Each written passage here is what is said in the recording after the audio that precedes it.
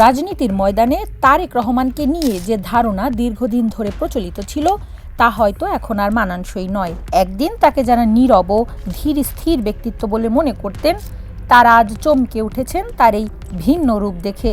নির্বাচনী প্রচারণায় নেমেই যেন তিনি সব নীরবতা ভঙ্গ করে ঝড় তুলেছেন।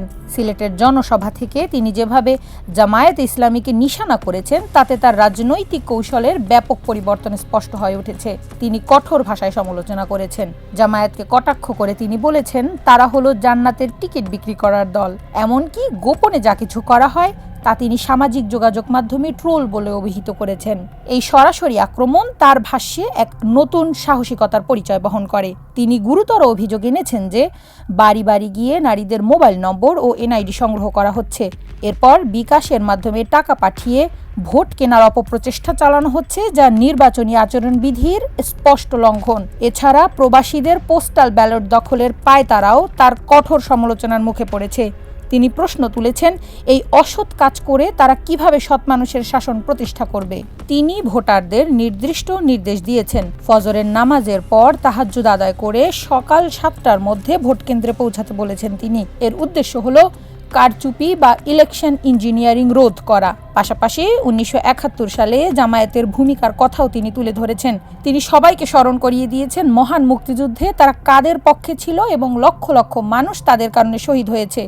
এই ঐতিহাসিক দায় তাদের থেকে মুছে যায়নি। শুধু আক্রমণ নয়, তারেক রহমান দলের ভবিষ্যৎ পরিকল্পনাও তুলে ধরেছেন। সরকার গঠনের পর তারা কি করবেন তার একটি বিস্তারিত রূপরেখা দিয়েছেন। পরিবারের জন্য ফ্যামিলি কার্ড, কৃষকদের জন্য কৃষক কার্ড, সহজ শর্তে সার ও বীজের ব্যবস্থা, দরিদ্র পরিবার ও চা শ্রমিক মা বোনদের জন্য সরকারি সহায়তা কার্ড এবং ইমাম মুয়াজ্জিনদের জন্য রাষ্ট্রীয় সম্মানের ব্যবস্থা তার প্রতিশ্রুতির অংশ। এই সব ঘোষণা সাধারণ মানুষের মনে আশা জাগিয়েছে। তারেক রহমানের এই হঠাৎ পরিবর্তন নিয়ে রাজনৈতিক অঙ্গনে চলছে তুমুল আলোচনা। কেউ বলেছেন এটা সময়ের দাবি, আবার কেউ বলেছেন এটাই একজন পরিণত নেতার আসল রূপ, যাকে অনেকে নীরব বলে জানতেন।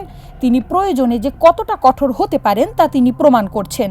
একজন নেতা হিসেবে তিনি আর পর্দার আড়ালে থাকতে চান না। তিনি স্পষ্ট বার্তা দিচ্ছেন যে সমালোচনার জবাব নীরবতায় নয়, বরং যুক্তি ও আক্রমণের মাধ্যমেই তিনি রাজনীতি করবেন।